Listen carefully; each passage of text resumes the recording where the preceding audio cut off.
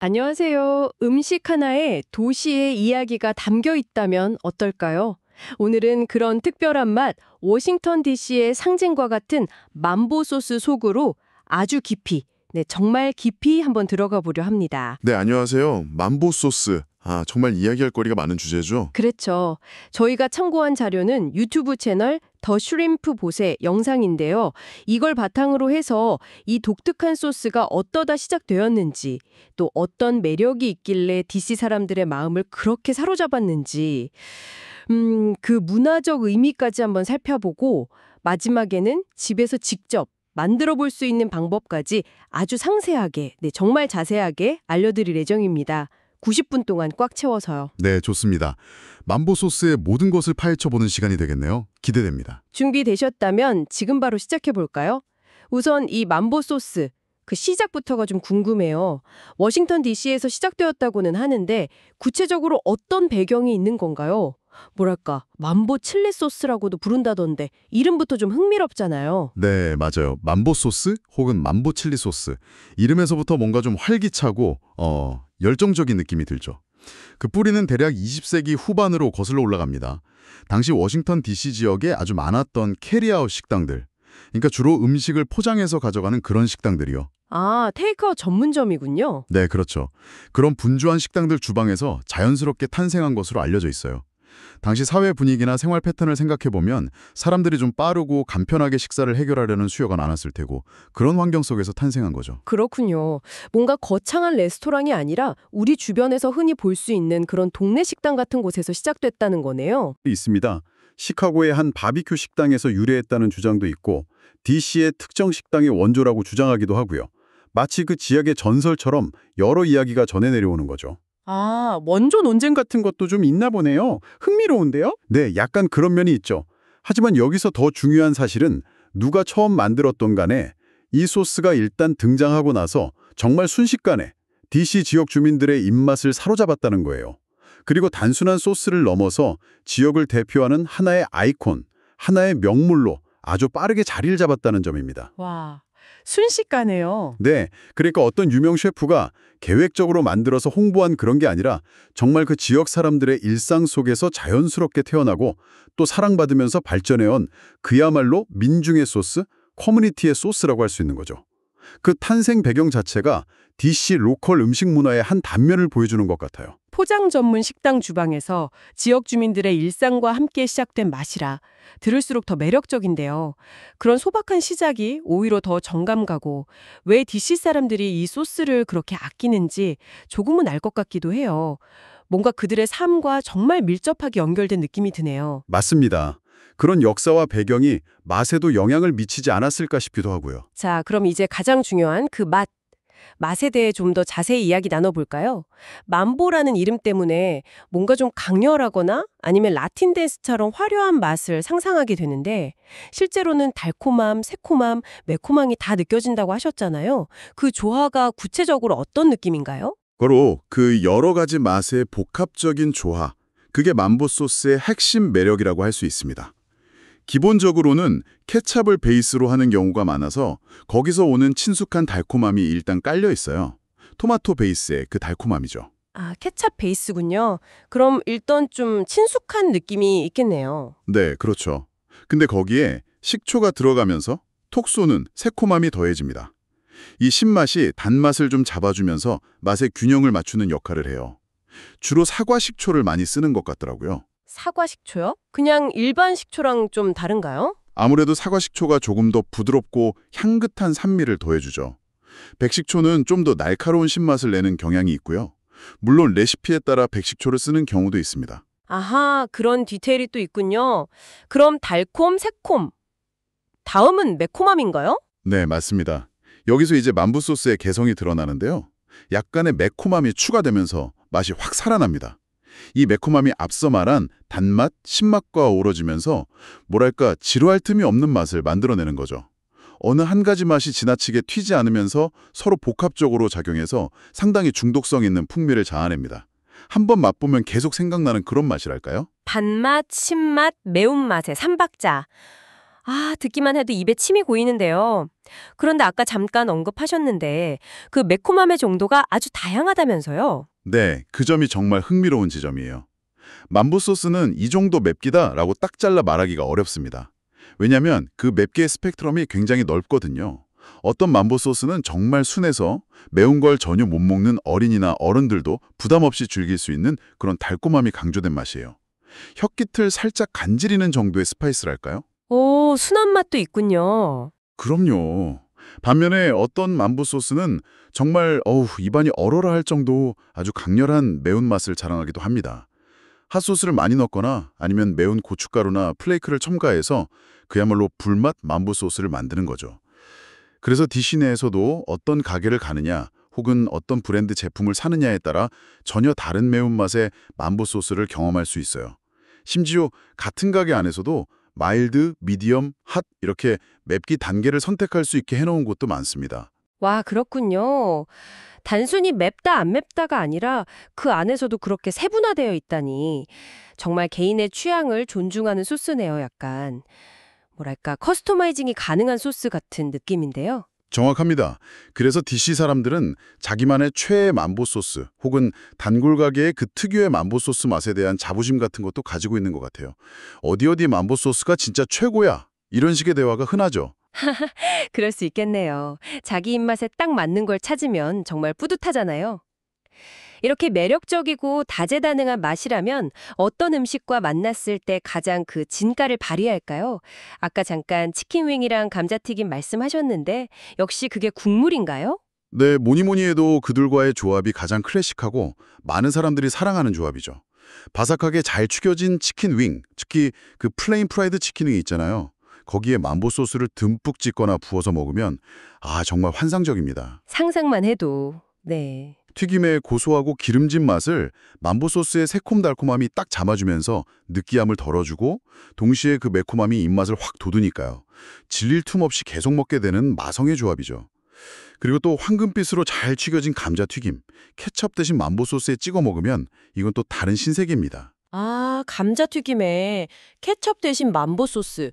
그것도 정말 맛있겠네요. 약간 더 복합적인 맛이 날 것 같아요. 네, 훨씬 더 풍부한 맛을 느낄 수 있죠. 그런데 이 소스의 매력은 이런 튀김류에만 국한되지 않는다는 거예요. 이 다재다능함이 정말 놀라울 정도인데요. 오, 그래요?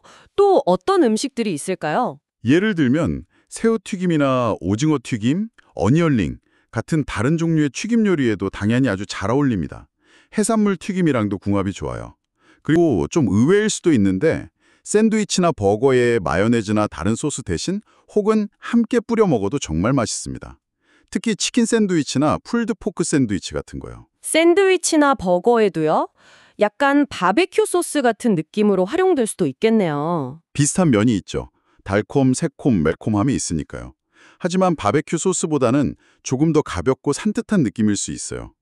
또 어떤 사람들은 볶음밥에 살짝 곁들여 먹기도 하고 구운 닭고기나 돼지고기, 심지어 스테이크 소스로 활용하기도 합니다.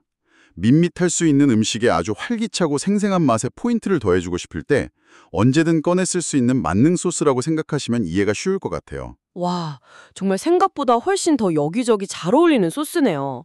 튀김부터 샌드위치, 밥, 고기까지. 거의 뭐 한식의 고추장이나 된장처럼 DC에서는 없어서는 안 될 그런 존재인가 봐요. 네, 그렇게 말해도 과언이 아닐 정도입니다. 실제로 DC 사람들의 냉장고에는 만보 소스가 거의 필수품처럼 들어있는 경우가 많다고 해요. 그렇군요. 그런데 아까부터 계속 나오는 이야기지만 단순히 맛있는 소스를 넘어서 DC에서는 이 만보 소스가 지역의 문화적 자부심이자 상징으로까지 여겨진다. 이 부분이 참 놀랍고 흥미로워요. 음식 하나가 어떻게 그런 위상을 갖게 되는 걸까요? 그 배경이 궁금합니다. 맞습니다. 만보 소스는 워싱턴 DC 주민들에게 정말 단순한 양념 그 이상의 의미를 가지고 있어요. 이건 뭐랄까? DC라는 도시의 정체성, 특히 그 도시의 다채로운 음식 문화와 맛에 대한 열정을 상징적으로 보여주는 하나의 증거물 같은 거라고 할 수 있습니다. 맛으로 표현된 DC의 정체성이라? 네. 예를 들어 설명해 볼게요. DC에 있는 동네 캐리아웃 식당에 가면 메뉴판에 만보 소스가 아주 당연하게 포함되어 있는 걸 볼 수 있어요. 마치 우리가 분식집 가면 떡볶이 있듯이요.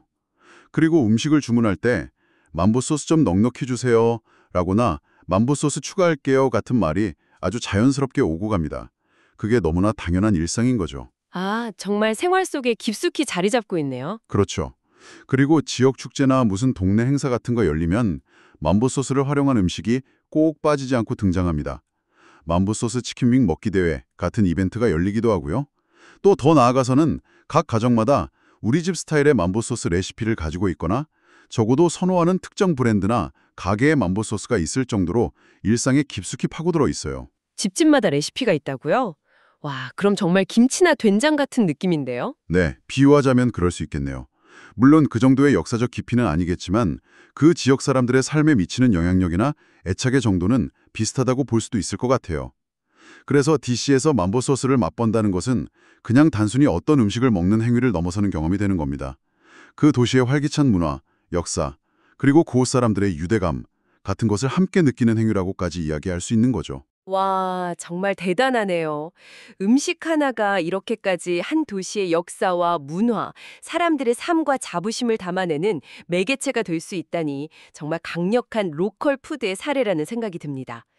듣다 보니까 저도 진짜 꼭 한번 먹어보고 싶다는 생각이 간절해지는데요. 이 맛을 집에서도 재현해 볼 수 있다고 하셨잖아요. 네, 그럼요. 물론 DC 현지에서 먹는 그 맛과 분위기를 완벽히 따라할 수는 없겠지만 집에서도 충분히 맛있게 그리고 꽤 비슷하게 만들어 볼 수 있습니다. 생각보다 재료도 구하기 쉽고 만드는 방법도 아주 간단해요. 정말요? 다행이네요. 그럼 그 비법 레시피 좀 자세히 알려주시겠어요? 재료부터 하나하나 짚어주시죠. 저희가 90분 동안 깊이 파헤치기로 했으니까요. 좋습니다. 자, 그럼 집에서 만드는 DC의 맛, 만보 소스 레시피 대공개입니다. 먼저 재료부터 차근차근 살펴볼게요. 가장 기본이 되는 베이스, 바로 케찹입니다. 1컵 정도 준비해주세요. 이 케찹이 만보 소스 특유의 붉은 색감과 기본적인 단맛, 그리고 약간의 감칠맛을 제공하죠. 토마토 페이스트 함량이 높은 케찹을 쓰면 좀 더 진한 맛을 낼 수 있습니다. 케첩 1컵. 네. 다음은 단맛을 더해줄 설탕입니다. 10분의 1컵 정도 필요한데요. 백설탕을 사용하면 깔끔한 단맛을 낼 수 있고 황설탕이나 흑설탕을 사용하면 조금 더 깊고 풍부한 풍미를 더할 수 있습니다. 이건 취향에 따라 선택하시면 돼요. 설탕 종류에 따라서도 맛이 달라지는군요.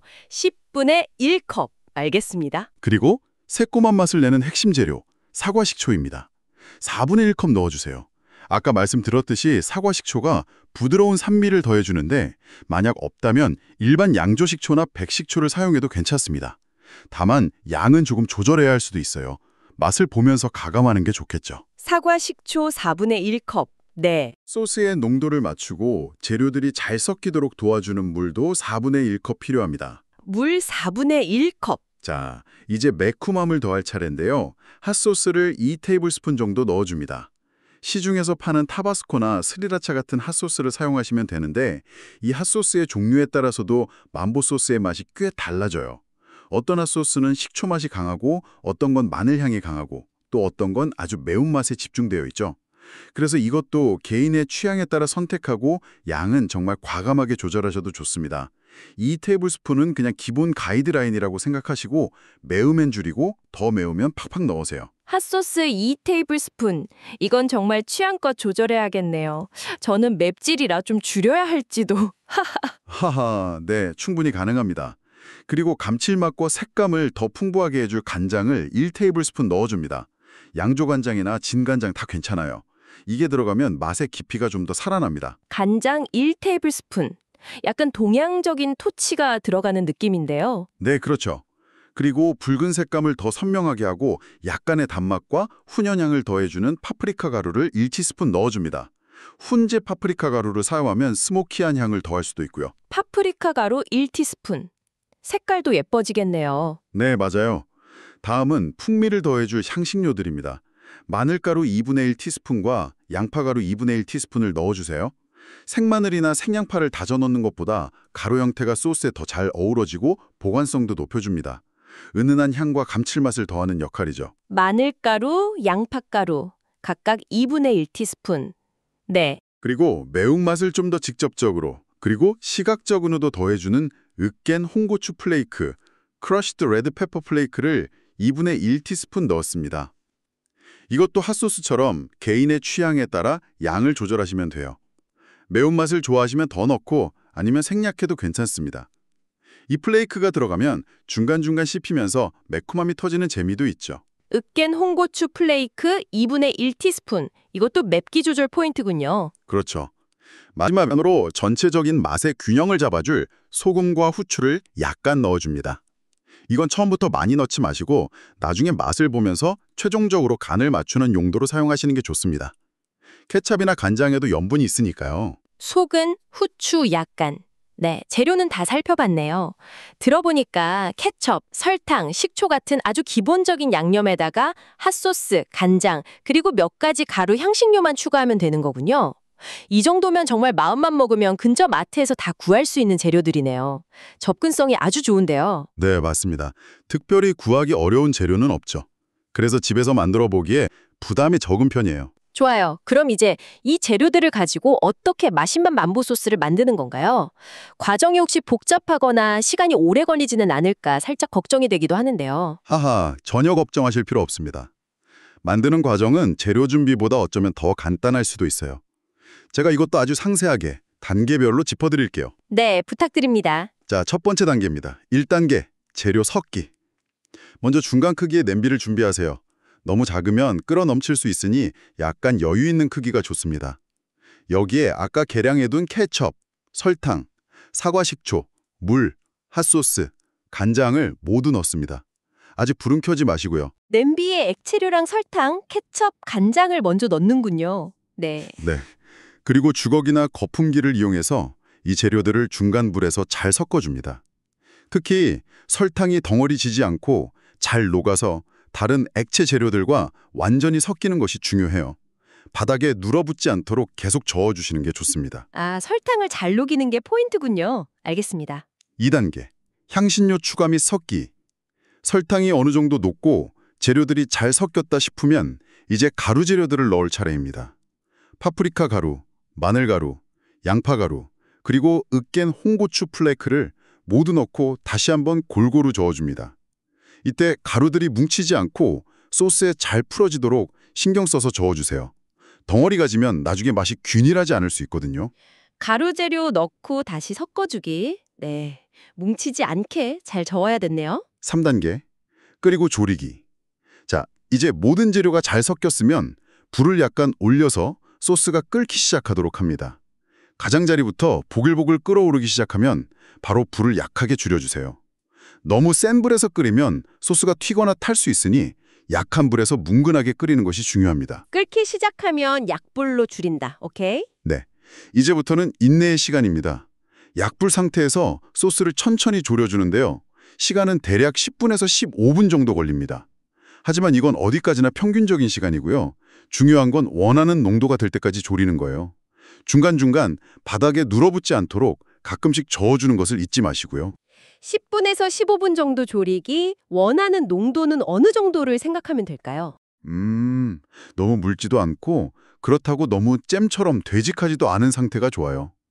주걱으로 소스를 떠서 떨어뜨렸을 때 주르륵 흐르기보다는 약간 천천히 뚝뚝 떨어지는 정도. 식으면 농도가 지금보다 조금 더 진해진다는 것을 감안하셔야 하고요. 취향에 따라 좀 더 묽게 혹은 되직하게 조절하시면 됩니다. 치킨에 버무릴 거라면 약간 더 묽어도 괜찮고 디핑 소스로 쓸 거라면 조금 더 농도가 있는 편이 좋겠죠. 아하, 그렇군요. 식으면 더 되직해진다는 점 기억해야겠어요. 용도에 따라 농도를 조절하면 되겠네요. 맞습니다. 4단계, 맛보고 간 맞추기. 원하는 농도에 가깝게 졸여졌다고 생각되면 이제 불을 끄기 전에 마지막으로 맛을 볼 차례입니다. 아주 조금만 떠서 맛을 보세요. 이때 싱겁다면 소금을 약간 추가하고 단맛이나 신맛, 매운맛이 부족하다고 느껴지면 설탕이나 식초, 핫소스나 홍고추 플레이크를 조금 더 추가해서 최종적으로 맛의 균형을 맞춥니다. 아, 이 맛이야 싶은 그 지점을 찾는 거죠. 후추도 이때 살짝 뿌려주시고요. 마지막 맛 조절 타임. 이때 정말 신중해야겠네요. 하하, 네. 조금씩 추가하면서 맛을 봐야 실패 확률이 적습니다. 자, 이제 5단계, 식히기. 맛 조절까지 완벽하게 끝났다면 불에서 냄비를 내립니다. 그리고 소스가 완전히 식을 때까지 기다려주세요. 뜨거운 상태로 병에 담으면 김이 서리거나 변질될 수 있으니 상온에서 충분히 식히는 것이 중요합니다. 식히는 동안 표면에 막이 생길 수 있는데 가끔 저어주면 방지할 수 있어요. 완전히 식히는 게 중요하군요. 네. 마지막 6단계, 보관하기. 소스가 완전히 식었다면 이제 깨끗하게 소독된 유리병이나 밀폐 용기에 담아서 냉장고에 보관하시면 됩니다. 이렇게 제대로 만들어서 보관하면 홈메이드 만보 소스도 꽤 오랫동안, 보통 2주에서 길게는 한 달까지도 두고 드실 수 있어요. 물론 가능한 한 빨리 드시는 게 가장 신선하고 맛있겠죠? 와, 전 과정을 들어보니까 정말 생각보다 훨씬 간단하고 명료한데요. 재료 넣고 순서대로 섞고 끓이고 식히면 끝. 이 정도면 정말 요리에 영소질이 없는 저 같은 사람도 충분히 도전해볼 만하겠어요. 주말에 당장 한번 만들어 봐야겠는데요? 네, 꼭 한번 만들어 보세요. 직접 만들면 파는 것과는 또 다른 매력이 있고 내 입맛에 맞게 조절할 수 있다는 큰 장점이 있으니까요. 만드는 과정 자체도 꽤 재밌으실 거예요. 네, 그럴 것 같아요. 이렇게 정성껏 만든 나만의 만보 소스. 아까 말씀하신 클래식 조합인 치킨윙이나 감자튀김 외에 또 어떤 음식과 즐기면 그 맛을 제대로 느낄 수 있을까요? 이왕 만들었으니 다양하게 활용해보고 싶거든요. 그럼요. 활용법은 정말 무궁무진합니다. 앞서 잠깐 언급했지만 새우튀김, 오징어튀김, 생선가스, 어니언링 같은 해산물이나 채소 튀김류에도 아주 잘 어울려요. 튀김의 느끼함을 싹 잡아주죠. 오, 생선가스에도 괜찮겠네요. 타르타르 소스 대신에요. 네, 아주 좋은 조합이 될 수 있습니다. 그리고 의외의 조합일 수도 있는데 피자 위에, 특히 페퍼로니 피자나 치즈 피자 위에 드리즐처럼 살짝 뿌려 먹어도 단짠 맵의 조화가 아주 매력적입니다. 피자 위에요? 와, 그건 정말 상상 못했어요. 한번 시도해보세요. 생각보다 괜찮습니다. 또 좀 밋밋할 수 있는 닭가슴살 구이나 삶은 닭고기를 찍어 먹는 소스로 활용해도 좋고요. 돼지고기 스테이크나 삼겹살 구이에 곁들여도 아주 맛있습니다. 고기의 풍미를 확 살려주죠. 닭가슴살, 다이어트 할 때 닭가슴살 많이 먹는데 그때 곁들이면 정말 좋겠네요. 질리지 않게 먹을 수 있겠어요. 그렇죠. 그리고 샌드위치나 햄버거 속 소스로 활용하면 평범한 샌드위치나 버거가 아주 특별한 맛으로 변신합니다. 마요네즈랑 섞어서 사용해도 좋고요. 조금 더 창의적으로 활용해보자면 미트볼을 만들 때 이 만보 소스를 베이스로 사용하거나 채소 볶음이나 볶음밥 같은 볶음 요리의 마지막에 살짝 넣어서 매콤달콤한 풍미를 더하는 방식으로도 응용할 수 있습니다. 미트볼 소스나 볶음 요리에도요? 와, 정말 쓰임새가 다양하네요. 이건 뭐 거의 만능 치트키 소스 같은데요? 아하, 그렇죠. 직접 만드셨으니 이것저것 두려워하지 마시고 자유롭게 시도해보세요. 그러다 보면 분명 이 조합이 최고다 하는 여러분만의 환상의 궁합을 발견하게 되실 겁니다. 그게 또 홈메이드 소스의 묘미 아니겠어요? 맞아요, 맞아요. 나만의 레시피를 찾아가는 재미가 있겠네요. 자, 오늘 정말 워싱턴 DC의 소울푸드라고 할 수 있는 만보 소스에 대해서 그야말로 A부터 Z까지 깊고 넓게 탐구해 본 것 같습니다. 20세기 후반 캐리아웃 식당이라는 아주 소박한 배경에서 시작된 이야기부터 달콤함, 새콤함, 매콤함이 절묘하게 어우러진 그 독특하고 중독성 강한 맛의 비밀, 그리고 단순한 음식을 넘어서 DC의 문화적 자부심이자 상징이 된 그 과정까지 마지막에는 이렇게 집에서 직접 만들어 볼 수 있는 상세한 레시피까지 얻었고요. 오늘 나눈 이야기들을 쭉 종합해보면 만보 소스는 그냥 입만 즐거운 그런 소스가 아니라 정말 워싱턴 DC라는 도시의 역사와 그곳 사람들의 일상, 그리고 그들의 어떤 정서 같은 것들이 아주 진하게 녹아있는 하나의 살아있는 문화 코드라는 생각이 아주 강하게 듭니다. 그렇습니다. 정말 공감하는 바입니다. 음식 하나가 이렇게까지 특정 지역의 정체성, 문화와 아주 긴밀하게 연결될 수 있다는 점이 참 인상적이죠. 만보 소스는 음식이 단순히 배를 채우는 것을 넘어서 어떻게 문화와 역사를 담아내고 또 사람들을 하나로 묶어주는 역할을 할 수 있는지를 보여주는 아주 생생하고 흥미로운 사례라고 할 수 있겠습니다. 맛있는 음식을 넘어서는 이야기가 있는 거죠. 맞아요. 그 이야기가 있기에 더 특별하게 느껴지는 것 같고요. 자, 오늘 저희와 함께 이 길고 깊었던 만보 소스의 세계를 탐험하신 여러분께 마지막으로 질문을 하나 던져보고 싶습니다. 만약 여러분의 눈앞에 이 매력적인 붉은 빛의 만보 소스가 놓인다면 어떤 음식과 가장 먼저 페어링해서 그 맛을 즐겨보고 싶으신가요? 아니면 오늘 저희가 알려드린 이 레시피를 바탕으로 해서 뭔가 여러분만의 특별한 재료를 추가하거나 아니면 비율을 황금 비율로 조절해서 세상에 단 하나뿐인 나만의 시그니처 만보 소스를 만들어 볼 그런 즐거운 상상은 혹시 해보지 않으셨나요? 예를 들면 꿀을 조금 넣어서 단맛의 깊이를 더한다거나 아니면 훈제 파프리카 가루를 써서 스모키함을 더한다거나 가능성은 무궁무진하죠. 오, 좋네요. 꿀이나 훈제 파프리카. 여러분의 그런 작은 상상력과 시도가 더해진 만보 소스는 또 어떤 새로운 맛과 이야기를 만들어낼지 정말 궁금하고 기대가 됩니다. DC의 맛이 여러분의 주방에서 새롭게 태어나는 순간을 한번 경험해 보시는 건 어떨까요? 오늘 저희와 함께 이 긴 시간 동안 만보 소스에 푹 빠져주셔서 정말 감사합니다. 다음 시간에 또 다른 흥미로운 탐구로 다시 돌아오겠습니다. 네, 감사합니다. 맛있게 만들어서 드셔보세요.